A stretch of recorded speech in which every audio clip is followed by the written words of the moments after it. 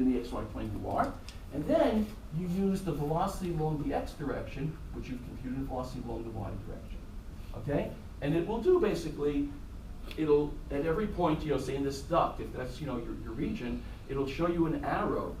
The direction of the arrow points in the direction of velocity, and the magnitude of the arrow gives you a sense of what the speed is. Okay? So larger arrows have larger speed. It's just the square root of vx squared plus vy squared. Okay?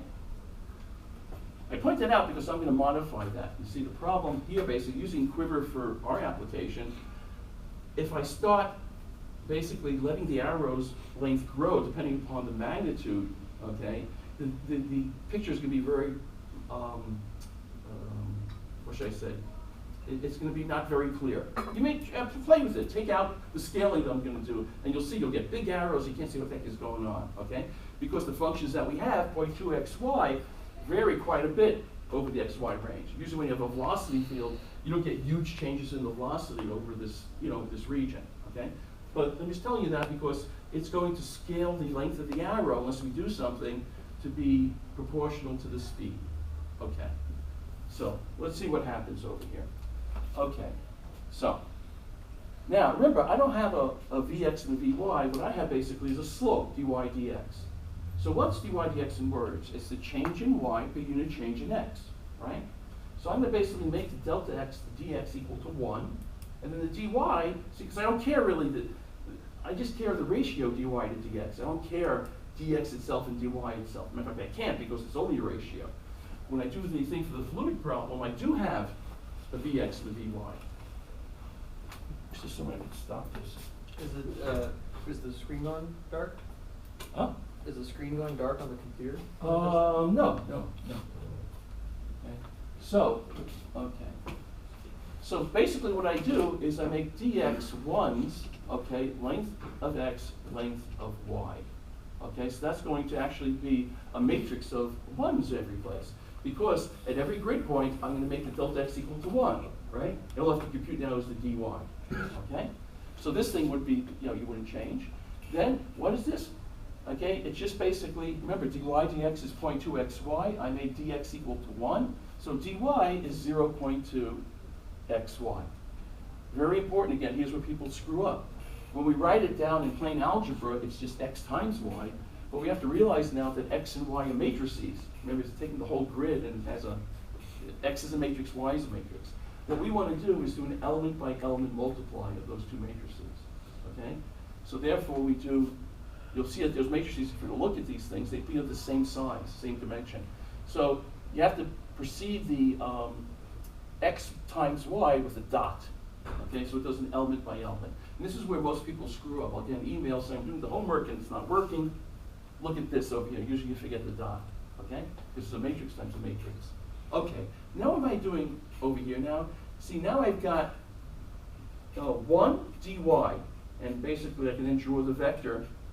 All I need is the ratio. But the problem is that x and y start getting large, that dy is going to become too large, the arrow is going to go scaling crazy, so I just rescale it. I calculate r as a square root of dx squared plus dy squared, right? See what I'm doing, right? And then I just rescale the dx by r and the dy by r. Rescale vectors to have the same length. So what this will do is that, unlike in the fluid mechanics problem where you'll see different lengths of these arrows, every arrow will be approximately the same length. Okay, and that's fine because all I want is a direction field. The concept of the magnitude of the arrow in this context of differential equation doesn't really have any interpretation, right? Okay, and again, be very careful when you do this. Notice there's a dot because dx is a matrix and dy is a matrix, okay? And similarly, when you rescale, dx is a matrix, r is a matrix. We know what we want to do. We want to take every element of dx and scale it by r. So dot slash, okay? And then I just do a quiver, okay? And the quiver command is what? The matrix that came from mesh grid, which was created from x range, and then that little y that came from mesh grid, created for the y range, and then dx, dy, okay? And I put a title on there. I changed the font a little, x label, y label, okay? Now, before we leave this slide, or this file over here, let me indicate to you what would change if you did, if you want to use this as a template for a different problem, okay? First thing you may want to change is the x range and the y range. And some of the problems they'll tell you, do this from x equals -8 to 4, y equals this to this. Okay? So you may want to change this. If they don't tell you, maybe leave it like that and then play with it. Okay? And that's very easy to understand what that's doing, just the x range and the y range. Okay. This thing, don't touch. Okay? That's always going to be the same. Okay? Don't touch this. Okay? This thing you obviously going to have to modify, right? For example, if the differential equation was dy dx, and we'll look at this in a second, equals the sine of y, then dy would be sine of y, right? And of course, you have to be careful if there's multiplications in there. Always make sure that, remember, everything now is going to be in terms of matrices. So if there's multiplies, you have to keep the dot business, okay? You don't touch this. You don't touch that. You don't touch that. And of course, you want to change the title and perhaps the labeling on the axes. Okay, so in summary, the only things you have to worry about if you're doing a different problem is the range on x and my screen did go blank. Yeah. Yeah, it's it's going to sleep. I probably it's a power saver mode. Yeah, you should be able to change it. Yeah, I should be able. I keep forgetting to do that. I know how to do that. I just don't want to screw with it now. Yeah. Okay. So where was I? Okay. So you basically want to change the range. Obviously, this guy, and that's it. Okay. So let's see what this thing looks like. It's funny because I actually do some of these. Also, I've done some in Mathematica. And maybe it's because of my programming skills. The graphs don't look that great to me in MATLAB compared to Mathematica, as you'll see. But it works. Yeah. So at line 10, your dx and dy were the velocities, so the speed of that velocity. You're just taking the unit vectors. That's right. That's right. Yeah. And exactly. that's just to make the lines. Yeah, I'm making basically dx equal to 1 and calculating dy, and then scaling that by the length, so that each arrow has approximately the same length to it. You may again play with it. Take that thing out, and you'll see what will happen. Okay. Okay. So there's the code. Let's run it now. Okay. Okay. There it is. Like I said, not the best graphics in the world, but okay. See? Now you see how basically, remember those things, it's behind it's behind the screen now, but I drew things like that, just, well, this was so easy we could have done it by hand almost. But notice again that you have every integral curve, basically, when it goes on the, when y is equal to 0, has 0 slope. It has to, because dy dx was 0.2xy. So there's your 0 slope when y equals 0, and here's your 0 slope when x equals 0. Where's x equal to 0? It's kind of over here.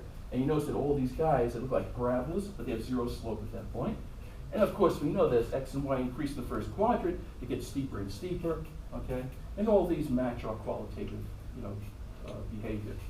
And again, what you kind of do to get the integral curves, okay, is you look at these arrows and kind of join them with a smooth curve. So you can see they all look like arcs of parabolas, something like that, okay? Here they're concave up, here they're concave down, okay? And again, what will put us on a given integral curve is once we specify the initial condition. Okay, we know from our previous work, when we just give a differential equation and no initial condition, we get what we call the family of solution curves. Okay? What you're seeing over here are basically the slopes of the solution curves all over the xy plane in that region that we specified. I guess MATLAB we did -5 to 5. MATLAB, I guess, puts axes at -6 and +6. Okay? So, yeah. What point of the vector arrow is the tangent being taken to the curve? Okay, what happens basically is that, let's say over here you have like an arrow over there, okay? So therefore, if there's an integral curve that went through that point, it would basically follow the slope of that arrow. Does it take it to the middle of the arrow or to the tail end? It's not that accurate, really. These are supposed to be, in theory, of almost 0 length, infinitesimal, okay? But to see it, you have to draw it to, something like that. Yeah. No, you can't, but, it's just a tangent, right? Just like when in calculus, right? See over here, if I have a curve over here, I draw the tangent line, right? You know what I'm talking about, right? I draw the tangent, I can draw it of infinite length, okay, but it's really just approximates the thing at that locally. So it's very small arrow. Okay. Let me show you another problem now, okay, which I did, okay. Okay, the next equation that we're going to see is dy dx is equal to the sine of y. Okay? Same thing again. Let's look at those integral curves. Okay.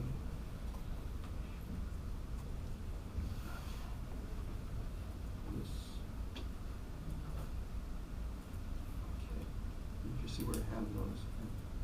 I have much better pictures for those. Just give me a second. No, that's not it.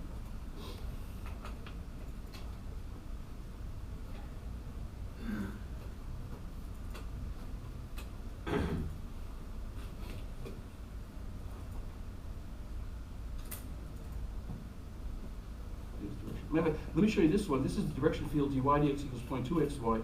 I did this one in Mathematica, okay? I'm just going to show you the picture over here. Okay?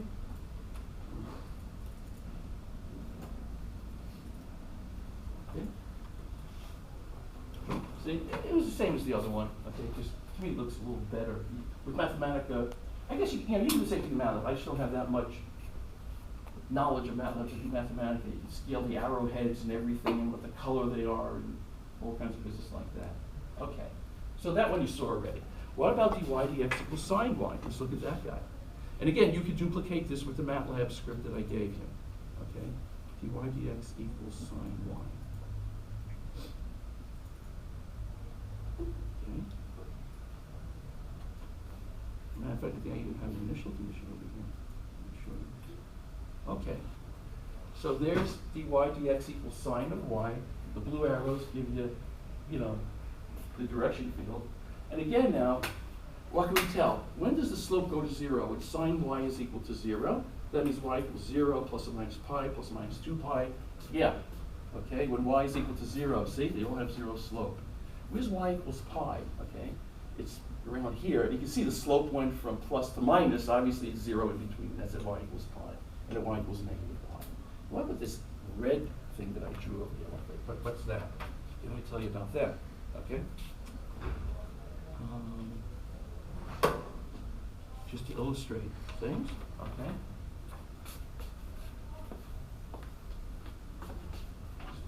Eraser. It's hiding behind there.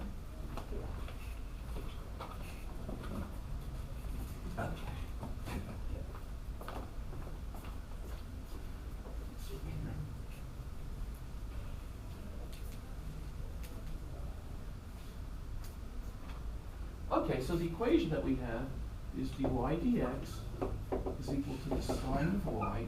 And basically, suppose I want to solve that differential equation, and I want to have the initial condition, y of 0 is equal to minus 3/2.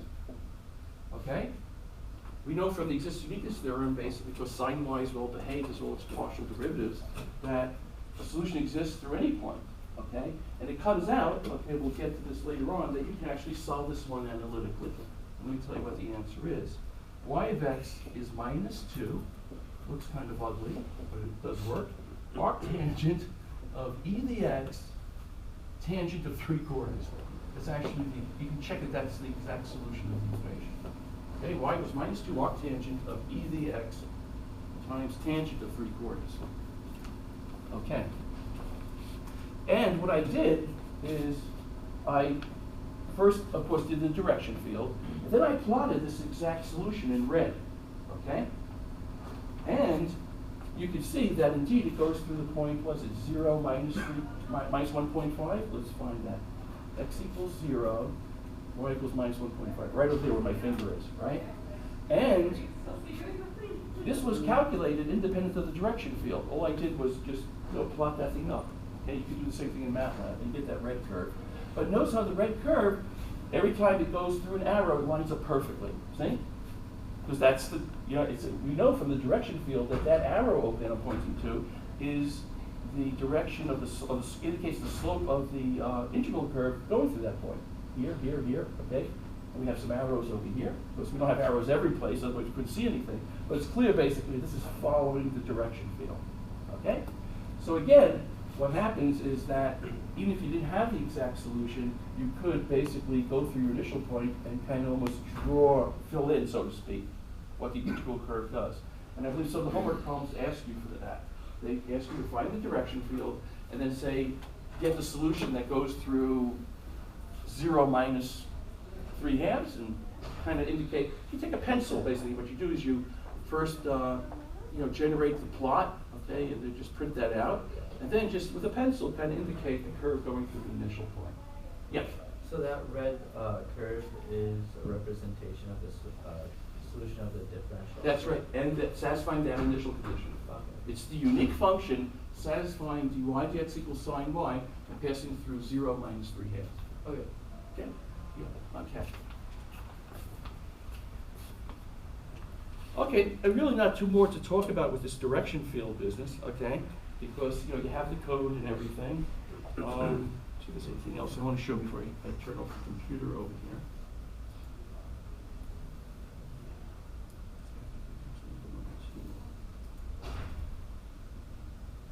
That's something that'll come up later. Okay, so let's just kind of put this thing to sleep, as they say. Okay. Okay, and probably I wouldn't even get to turn off the machine also. Okay. So this I think is in chapter 2.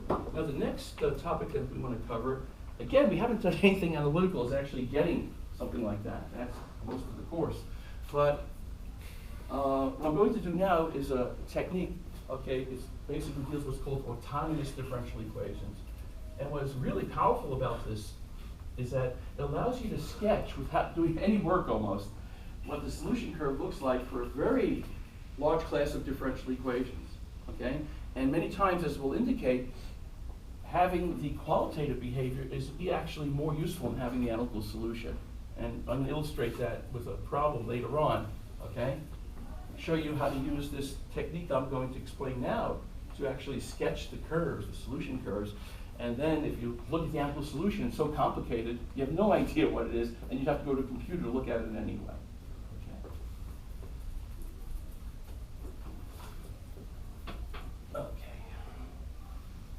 And this technique of autonomous differential equations, or this topic basically occurs in just about every area in biology when you have bacteria that grow and multiply, population growth, genetic engineering, obviously things like mechanical engineering.